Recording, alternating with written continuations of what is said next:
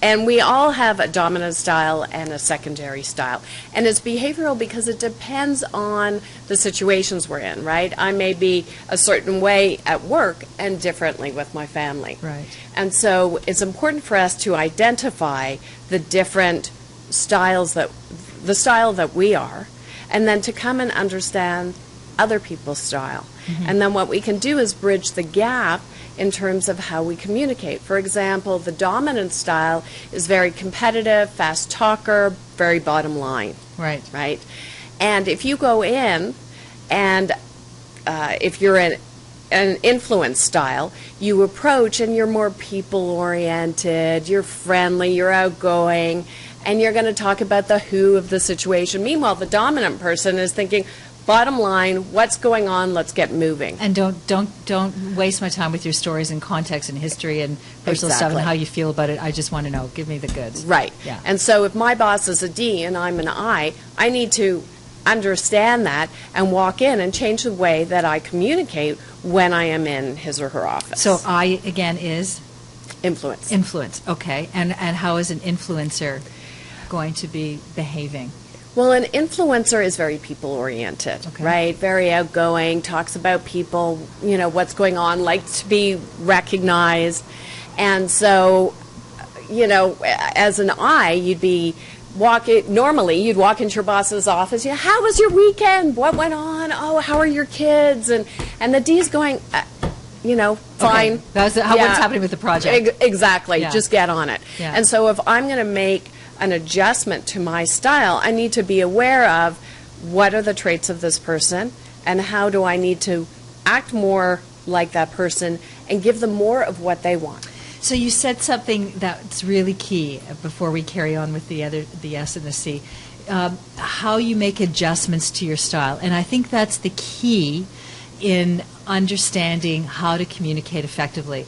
First, there's awareness of knowing what your style is and tuning into others. But it's also making the agreement with yourself that you are actually going to make the adjustments. Not, I'm standing in my spot, Red Rover, you come to me, but it's really coming over to the other person so that you can create the win situation. And that is an excellent point. We expect people to adjust to our style. If we're going to be successful, we need to adjust to their style. Yes. We're the ones that have to make a difference.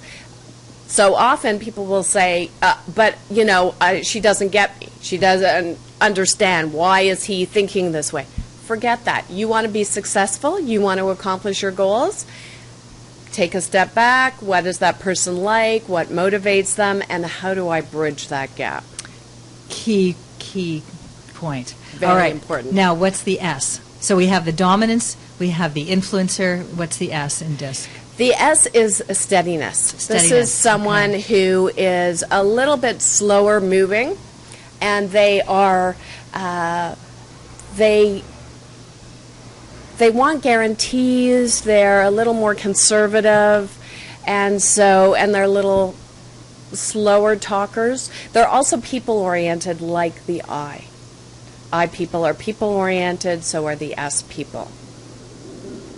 Okay, so but the buck stops with the S people, right? Don't the people who are the S people want to have the research?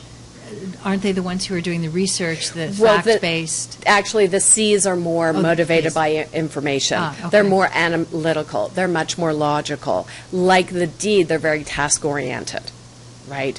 So they're saying, why are we doing this? Okay. So the S, the steadiness is... They're the people who are maybe going to keep the team together. They're the people who you can rely on to look after the processes. Yeah, they're the steady as you go kind of people. Okay. Right? They're the people who maybe would be the compliance officers or a bookkeeper or something like that. They like the processes and procedures. Yeah. They don't want to change much. They like to keep things pretty status quo. Exactly. And so we've got these different styles, and they all belong in the workplace. They all bring value, and we forget that. We get frustrated by other people instead of a great way is just to laugh and say, oh, you're a D. You're so bottom line. You're so competitive. I understand that about you. When I come and talk to you, I need to get down to business. Yeah. And we are so different, and that's what makes horse races, right? And that's the best attitude to take. Otherwise, we're feeling frustrated and angry, right? So when we look at the different styles, what matters to that person? How do I need to approach things? And it takes a bit more effort, but it is an investment in a relationship. It's an investment in your work.